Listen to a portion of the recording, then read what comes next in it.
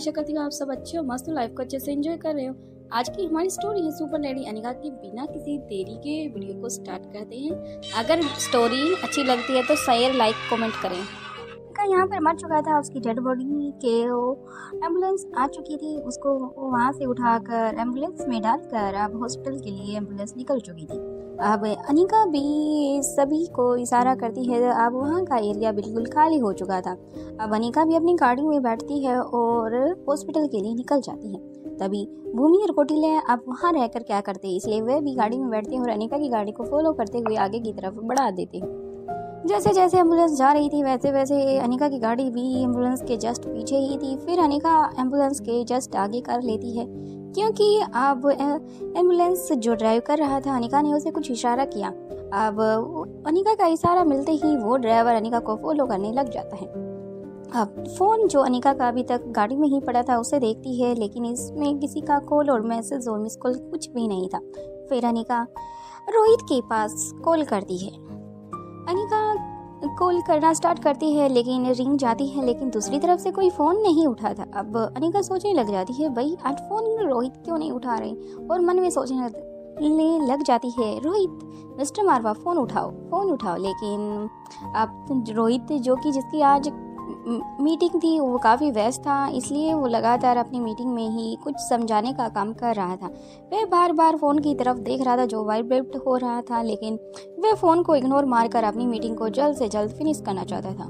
अभी अनिका एक के बाद दो के बाद 3 कॉल करती है, लेकिन रोहित फ़ोन नहीं उठाता। अब अनिका जल्दी से थक हार कर प्रीति के पास फ़ोन लगाती है। तभी प्रीति दूसरी तरफ मारवा हाउस में प्रीति जो कि बच्चों के साथ खेल रही थी उनके ही रूम में बैठकर, अब जैसे ही अनिका का नंबर उसकी मोबाइल के स्क्रीन पर फ्लैश होता है, अनिका का नंबर देखकर प्रीति बच्चों को एक्सक्यूजेस बोलकर वहां से उठकर बाहर की तरफ आ जाती है, क्योंकि उसको पता था अनिका कहाँ पर गई है और ऐसे में अनिका से यहाँ बैठकर बात करना ठीक नहीं होगा। अब अनिका कहती है, हेलो दी, बोलो क्या बात है। दूसरी तरफ से अनिका कहती है, प्रीति, तुम लाइफ केयर हॉस्पिटल पहुंचो जल्द से जल्द, जितनी हो सके उतनी जल्द। ड्राइवर को बोलो गाड़ी लेकर आएगा, उसके साथ बैठकर आराम से तुम पहुंचो।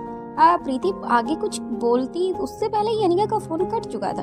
अब प्रीति हेलो हेलो करती है, लेकिन प्रीति फिर फोन को आगे की तरफ देखती है, लेकिन फोन कट चुका था। अब प्रीति फोन कॉल दोबारा मिलाना ना अच्छा नहीं समझ रही थी, इसलिए वह बाहर की तरफ जाने लगती है। तभी उसे कुछ याद आता है, लेकिन प्रीति अब दोबारा से बच्चों के रूम में आ जाती है। फिर कहती है, मुझे जरूरी काम आ गया है, इसलिए मुझे अब चलना होगा। प्लीज आप सब मेरी बात को समझ रहे हो ताकि मैं आप। दूसरी तरफ से आवाज आती है, हाँ हेलो प्रीति।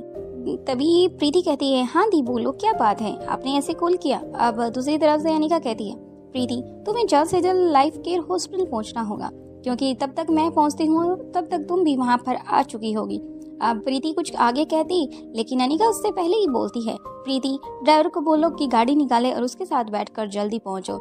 इतना कहने के बाद अनिका फोन को कट कर देती है और दूसरी तरफ मारवा हाउस में प्रीति अब काफ़ी कंफ्यूज हो जाती है, लेकिन अब वह दोबारा कॉल करती, लेकिन उसे कुछ समझ आता है ताकि अनिका काफ़ी बिजी होगी, इसलिए दीदी ने जल्दी ही फ़ोन कट कर दिया है, इसलिए वह फ़ोन नहीं मिलाती और वापस अपनी पॉकेट में डालकर अब वह बाहर की तरफ 2 कदम ही बढ़ाती है। तभी उसे कुछ याद आता है। अब प्रीति वापस बच्चों के रूम में आ जाती है, बच्चों के पास आराम से बैठ जाती है। उसके बाद कहती है, बच्चों मुझे कुछ ज़रूरी काम आ गया है, इसलिए अब मुझे जाना होगा।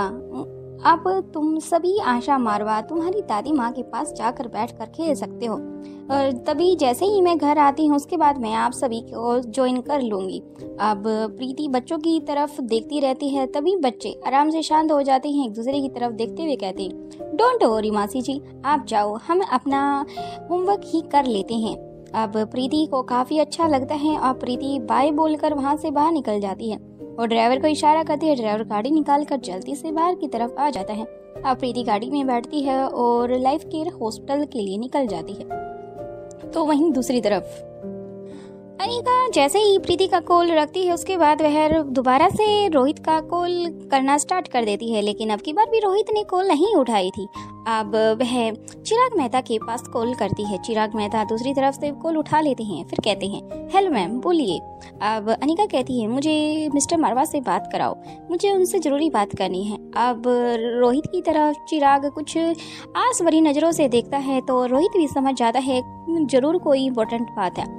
अब रोहित मीटिंग को वहीं के वहीं ऑफ कर देता है। उसके बाद चिराग से उसका फ़ोन लेता है। अब अनिका दूसरी तरफ से अनिका कहती है मैंने आपके पास इतने सारे कॉल किए लेकिन आपने मेरा कॉल क्यों नहीं उठाया, आज से पहले तो कभी ऐसा ही नहीं हुआ।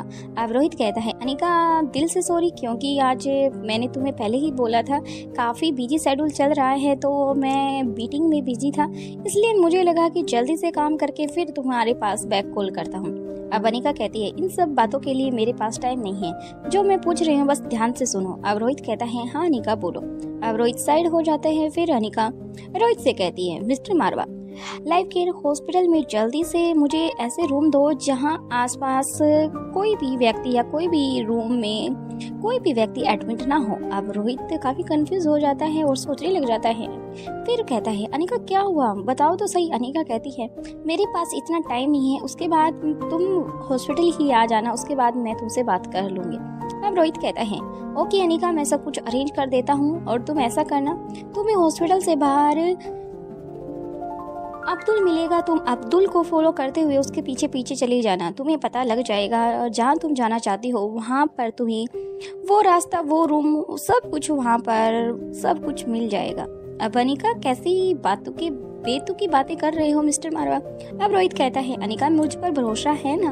अब अनिका हाँ में सिर हिला देती है और जल्दी से फोन कट कर देती है। कुछ टाइम बाद ही गाड़ी लाइफ केयर हॉस्पिटल के बाहर रुकती है। अब जैसे ही अनिका अपनी गाड़ी को ब्रेक लगाती है तो पीछे से एम्बुलेंस में ब्रेक लगते हैं और उससे पीछे अब भूमि और कौटिल्य भी अपने ब्रेक लगाते हैं क्योंकि सामने अब्दुल खड़ा था। अब अब्दुल जैसे जैसे आगे की तरफ बढ़ रहा था वैसे वैसे अनिका अपनी गाड़ी को ले रही थी क्योंकि यह एक ऐसा रास्ता था लाइफ केयर हॉस्पिटल का, शायद ही अनिका ने कभी इसमें गई और कभी देखा है। अब वह पार्किंग एरिया से होते हुए एक अंडरग्राउंड हो जाते हैं। अब अब्दुल आगे की तरफ जैसे ही बढ़ता है अनिका को कहता है कि मैम आप यहाँ पर पार्किंग लॉन में गाड़ी को लगा दो। अब अनिका अपनी गाड़ी को लगा देती है। उसके बाद ही एम्बुलेंस को साइड कर खड़ी कर देता है और भूमि और कौटिल्य भी अपनी गाड़ी से उतर जाते हैं। अब अनिका जो कि अभी भूमि और कौटिल्य को देखकर कुछ कहती, उससे पहले ही भूमि और कौटिल्य उसके पास आ जाते हैं। अब अनिका उनसे कहती है मेरी बात ध्यान से सुनो, तुम्हें अभी बाहर यानी कि लाइफ केयर हॉस्पिटल में ही रहना होगा क्योंकि प्रीति आने वाली है और उसे यहाँ पर लेके आना है। और रही बात ऊपर जितने भी पेशेंट हैं, इंस्पेक्टर अरबाज जिनको लेकर आया था उनकी अच्छे से देख रेख करो, उनके पास रहो और जैसा मुझे पता चलता है वैसे मेरे पास इंफॉर्मेशन करो या फिर मैं तुम दोनों से मिलती हूँ। अब उनकी बात प्रीति और कौटिल्य को दोनों को अनिका की बात समझ आ जाती है और तभी अब्दुल आगे की तरफ बढ़ जाता है तो अनिका भी उसके पीछे पीछे जाने लग जाती है और पीछे उस डेड बॉडी को लेकर आया जाता है। अब अब्दुल ऐसे जगह पर पहुंच जाता है जहां पर काफ़ी अंधेरा था और लाइट ऑन करता है। उसके बाद वहां पर काफ़ी सुनसान सा एरिया था, या ये कहा जाए आज से पहले यहाँ इसका यूज नहीं किया गया हो। अब अनिका पूछती है ये एरिया तो मैंने आज से पहले कभी नहीं देखा। अब अब्दुल कहता है कि मैम ये मिस्टर मारवा यानी कि रोहित ने काफ़ी टाइम पहले ये जगह को बना दिया गया था जब शायद ये हॉस्पिटल बना, क्योंकि जगह का निर्माण उन्होंने किसी ऐसी इमरजेंसी हाल के लिए या फिर किसी ऐसी डिजीज को यहीं तक सीमित रखने के लिए किया गया है। अगर कोई पेशेंट किसी गंभीर बीमारी से व्यस्त है जिसे दूसरों तक वह बीमारी लग सकती है, इसलिए उसे यहीं पर अंडरग्राउंड होकर उसका चेकअप, उसका अच्छे से ऑब्जर्वेशन रखी जाए जिससे कि और लोगों तक वो बीमारी ना फैले। अब अनिका रोहित के दिमाग पर काफ़ी हैरान हो जाती है कि रोहित भी कितनी आगे की सोच कर चलता है। अब अनिका जल्दी से कहती है कि हमें देर नहीं करनी चाहिए क्योंकि इसके अंदर इतने ज़्यादा जो बैक्टीरिया वायरस है वो औरों तक फैल भी सकते हैं, इसलिए तुम्हें भी अब जल्द से जल्द यहाँ से जाना होगा।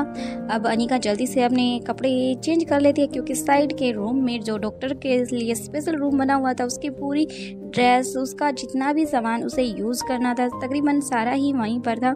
अब अनिका जल्दी से पूरी की पूरी किट पहन लेती है और उस डेड बॉडी को अंदर अब्दुल की सहायता से अंदर की तरफ लेकर आया जाता है। अब अनिका उस पर काम करना स्टार्ट कर देती है। अब्दुल, जो कि वहीं पर अनिका का साथ दे रहा था, अनिका के पास ही था, अभी तक इस बारे में किसी को बताया नहीं गया था। तो वहीं बाहर लाइफ केयर हॉस्पिटल के प्रीति की गाड़ी लाइफ केयर हॉस्पिटल के बाहर रुकती है। वह आगे की तरफ अपने कदम बढ़ा देती है। अनिका के पास बार बार कॉल कर रही थी, लेकिन अनिका का कोई भी रिप्लाई नहीं आया था। अब प्रीति आगे की तरफ बढ़ती है, इधर उधर देखती है कि मैं क्या पूछूं किससे, क्या कुछ ऐसा उसके दिमाग में चल रहा था। तभी वह काउंटर की तरफ जैसे ही कदम बढ़ाती है तो उसे दूर से किसी की आवाज़ सुनाई देती है। अब प्रीति पीछे मुड़कर देखती है तो ये आवाज़ किसी और की नहीं बल्कि खुद भूमि की थी। अब भूमि की तरफ प्रीति अपने 1 से 2 कदम बढ़ाती है तो वहीं दूसरी तरफ कौटिल्य और भूमि भी अपने कदम प्रीति की तरफ बढ़ा देती हैं। अब दोनों आराम से खड़े हो जाते हैं और प्रीति से बातें करने लग जाते हैं। अब प्रीति को भूमि अपने साथ नीचे की तरफ ले जाती है और कौटिल्य को इंस्पेक्टर अरबाज के पास जाने के लिए बोल देती है। अब कौटिल्य इंस्पेक्टर अरबाज की तरफ अपने कदम बढ़ा देता है। 2nd फ्लोर पर उन पेशेंट को रखा गया था, लेकिन उन्हें भी अनिका ने नीचे यानी कि अंडरग्राउंड लैब में ही उनका ट्रीटमेंट अगर चलेगा तो काफ़ी अच्छा और बेहतर भी होगा। वहीं के ट्रीटमेंट अगर नीचे ही चलेगा तो काफ़ी बेहतर होगा। ये सब अनिका के दिमाग में चल रहा था जब वह उसका पोस्टमार्टम कर रही थी। अब भूमि बाहर से ही लॉक करती है तो अब्दुल बाहर की तरफ कदम बढ़ा देता है और फिर भूमि को अंदर की तरफ आने का इशारा करता है। अब प्रीति और भूमि दोनों ही आगे की तरफ कदम बढ़ा देती हैं। अब अब्दुल एक रूम की तरफ इशारा करता है तो प्रीति उधर की तरफ देखने लग जाती है। अब जल्दी से उधर जाती है और तो उसे समझ आ जाता है कि अब्दुल क्या कहना चाहता है। अब प्रीति भी एक किट पहन लेती है। उसके बाद स्पेशल किट पहनने के बाद वो भी अनिका वाले रूम की तरफ कदम बढ़ा देती है और अंदर की तरफ जैसे ही जाती है और प्रीति को देखकर अनिका कुछ इशारा करती है, उसके पास जाकर खड़ी हो जाती है। फिर अनिका उसे कुछ समझाती है और कुछ बताती है अब हाथों के इशारे से, जो कि प्रीति अच्छे से समझ भी रही थी। काफ़ी देर तक उस पर दोनों काम करना लग जाते हैं। कब उन्हें 2 से 3 घंटे और 3 से 4 घंटे हो गए खुद उन दोनों को भी नहीं पता था। अब उन्होंने अच्छे से बिल्कुल बारीकी से पोस्टमार्टम कर चुकी थी दोनों। अब दोनों बाहर आ जाती हैं और जैसे ही अपनी किट को उतारने के बाद दोनों अपने अच्छे से हाथ अपनी बॉडी को अच्छे से सैनिटाइज करती है तो फिर वह भूमि के पास आ जाती हैं। अब भूमि भी अनिका से कुछ पूछती है, उससे पहले ही अनिका कुछ चुप रहने का इशारा करती है। भूमि भी चुप हो जाती है। फिर भूमि से कहती है जो अभी ऊपर पेशेंट है उन्हें भी नीचे रेफर करो। इतनी बात सुनकर भूमि हैरानी से अनिका की तरफ देखती रहती है।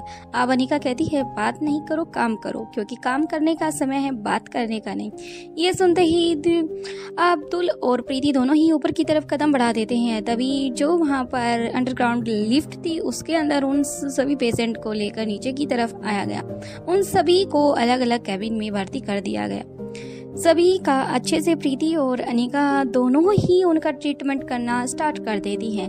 कुछ घंटों में ही उनका अच्छे से जहाँ पर वो जख्म थे उन्हें अच्छे से सफाई करती हैं। उसके बाद उन पर दवाई लगाती है और उसके बाद आराम से उन पर पट्टी की जाती है। कुछ टाइम बाद ही उन लोगों को सभी को होश आ जाता है, या ये कहा जाए सभी खतरे से बाहर हो जाते हैं। ये देखकर प्रीति भूमि सभी खुश थे, क्योंकि अनिका ने जब काम किया तो फेल कैसे हो सकता है। अब प्रीति को अनिका कहती है अगर मैं नहीं होती तो शायद इनकी जान जा चुकी होती, या ये कहा जाए ये पागल हो जाते। अब ये बात सुनकर प्रीति काफी हैरान हो जाती है। फिर कहती है कि दी मामूली सी खरोच से ये भला पागल या फिर ऐसी कुछ बीमारी का शिकार कैसे हो सकते हैं। अब अनिका प्रीति की तरफ देखती रहती है जैसे कि उसे कुछ याद दिलाने की कोशिश कर रही है। अब जैसे ही प्रीति अनिका को अपनी तरफ देखते हुए देखती है तो वो भी समझ जाती है कि अनिका क्या कहने वाली है। अब प्रीति कहती है अच्छा दी मुझे ये समझ में अब आ गया कि उन लोगों का मकसद क्या है, क्योंकि वह एक व्यक्ति से दूसरे व्यक्ति से दूसरी से तीसरे तीसरे से चौथे यानी कि ऐसा करके सभी व्यक्तियों को इस वायरस का शिकार बनाना चाहते हैं। लेकिन मुझे नहीं पता था कि एक इतनी खतरनाक बीमारी है या इतना खतरनाक डिजीज है। अब दोनों ही चुप हो जाती हैं, उस कैबिन से बाहर की तरफ कदम बढ़ा देती है। अब भूमि भी वहीं पर खड़ी थी, अब अब्दुल भी वहीं पर था। सभी आपस में बातें करने लग जाते हैं, लेकिन इंस्पेक्टर अरबाज जो काफ़ी टाइम से लाइफ केयर हॉस्पिटल में इधर से उधर होकर इर्द गिर्द चक्कर लगा रहा था, ना तो उससे वो पेशेंट मिले और नहीं वो डेड बॉडी, किसी के बारे में उसे कुछ नहीं पता था।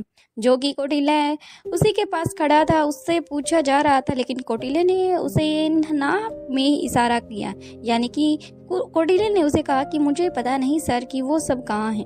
अब इंस्पेक्टर अरबाज काफ़ी हैरान थे और वो सोच रहे थे कि मैं कुछ मिनट के लिए रूम से बाहर क्या गया कि वो पेशेंट ही गायब हो गई, ऐसा कैसे हो सकता है, और वो भी इस लाइफ केयर हॉस्पिटल में। ये तो मुमकिन नहीं, नामुमकिन है, ये बात सोचने लग जाता है। अब अनिका और प्रीति बिल्कुल बाहर की तरफ यानी कि लाइफ केयर हॉस्पिटल से बाहर आ जाते हैं। उनके साथ ही भूमि और अरबाज भी वहीं पर आ जाता है, क्योंकि अरबाज ने सेकंड फ्लोर से अनिका और प्रीति को नीचे देख लिया था। अब जल्दी से लिफ्ट का सहारा लेते हुए इंस्पेक्टर अरबाज भी उनके पास आ जाते हैं। अब इंस्पेक्टर अरबाज कहते हैं कि अनिका वो पेशेंट गायब हो चुकी हैं जिन्हें हम यहाँ पर लेकर आया था मैं। अब अनिका हंसने लग जाती है। अनिका को हंसता देख इंस्पेक्टर अरबाज काफ़ी कंफ्यूज हो जाते हैं। कहते हैं कि क्या हुआ अनिका, तुम ऐसे बिना बात के हंस क्यों रही हो। अब अनिका कहती है कि इंस्पेक्टर अरबाज उनका ट्रीटमेंट हो चुका है और वो खतरे से बाहर है। 24 आवर्स पर उन पर ऑब्जर्वेशन रखी जाएगी, लेकिन उसके बाद अगर वो ठीक रहते हैं उसके बाद उनको डिस्चार्ज मिल जाएगा। इतनी बात सुनकर इंस्पेक्टर अरबाज काफ़ी हैरान था, क्योंकि वहाँ पर जो डॉक्टरों की टीम उन पर काम कर रही थी वो काफ़ी हैरान थी, क्योंकि उन्हें स्टेथोस्कोप से जो कुछ देखा था वो काफ़ी हैरान थे। जो उनके जीन्स से काफ़ी 1 से 2, 2 से 4, 4 से 8, 8 से 12 ऐसे बहुत तेजी से ग्रोथ कर रहे थे। अब अनिका कहने लग जाती है कि आपको इंस्पेक्टर अरबाज, आप शायद भूल रहे हो कि अमृता, डॉक्टर अमृता यही है। अब इंस्पेक्टर अरबाज के फेस पर भी स्माइल आ जाती है डॉक्टर अमृता का नाम आते ही, क्योंकि अनिका ही तो डॉक्टर अमृता थी। वो समझ जाते कि अनिका ने उनका ट्रीटमेंट कर चुकी है। अब अनिका कहती है कि वो यहीं पर हैं और तो आपको अब्दुल वहाँ पर ले जाएगा, आपको वहाँ पर रहना होगा 24 आवर्स, उन पर अच्छे से ऑब्जर्वेशन रखी जाएगी। और रही बात उस डेड बॉडी की, तो उसे अब भट्टी के हवाले कर दिया जाए, क्योंकि मुझे जो कुछ जानना था उस बॉडी से मिल चुका है, लेकिन जितना अधिक वो इस इन्वायरमेंट में रहेगी उतना ही जान को खतरा है और लोगों को भी। अब इंस्पेक्टर अरबाज की बात को समझ जाते हैं। भूमि कौटिल्य दोनों ही इंस्पेक्टर के साथ अंडरग्राउंड उसी इनकी तरफ अपने कदम बढ़ा देते हैं, तीनों के तीनों, और बाकी अनिका और प्रीति दोनों ही मारवा हाउस के लिए निकल जाते हैं। दूसरी तरफ रोहित भी अपनी गाड़ी में बैठकर काफी सोच रहा था कि अनिका ने आज ऐसी बेतुका बातें क्यों की।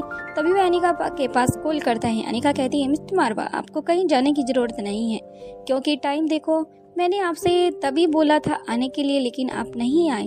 फिर रोहित कहता है, अनिका काफ़ी बिजी था और उसके बाद एक और मीटिंग आ गई थी जिसको मैंने बहुत पहले ही पोस्टपोन किया था, लेकिन वो करनी आज बहुत ज़रूरी थी, इसलिए मैं लेट हो गया। फिर मेरे दिमाग से ही फ्लैश होया। अब अनिका कहती है कि मिस्टर मारवा, कोई बात नहीं है, अब आप घर आ जाओ। अब ये रोहित रूट मारवा हाउस की तरफ कर देता है। कुछ टाइम बाद ही मारवा हाउस, अनिका और रोहित दोनों ही मारवा हाउस पहुंच चुके थे और दोनों ने ही अपने कपड़े चेंज कर लिए थे, वॉशरूम से अच्छे से फ्रेश हो चुके थे और बिल्कुल अच्छे से रेडी हो चुके थे। अनिका के दिमाग में जो चल रहा था, अनिका की जो थकान थी, जो उसने रोहित से वादा किया था, अनिका उसे नहीं भूल सकती थी, क्योंकि अनिका भले ही समय के रहते या बिजी शेड्यूल के रहते कोई चीज़ भूल जाए, लेकिन बात उसके बच्चों का था, क्योंकि उन्हें जाना भी था। रात के 11 बज चुके थे। अब अनिका और रोहित बच्चों के रूम में जैसे ही जाते हैं, बच्चे अनिका और रोहित का ही वेट कर रहे थे। तीनों ही नहीं सो रहे थे और आपस में बातें कर रहे थे। तभी रिया कहती है, भाई मुझे नहीं लगता कि मोम डैड आएंगे और हमारी बात भी उन्हें याद होगी।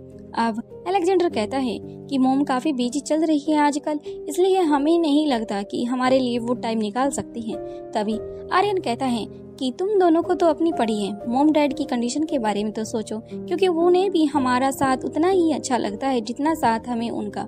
अब बच्चों की काफ़ी देर से रोहित और अनिका आराम से बातें सुन रहे थे, क्योंकि कहीं ना कहीं बच्चों के इस पल को वो भी मिस कर रहे थे।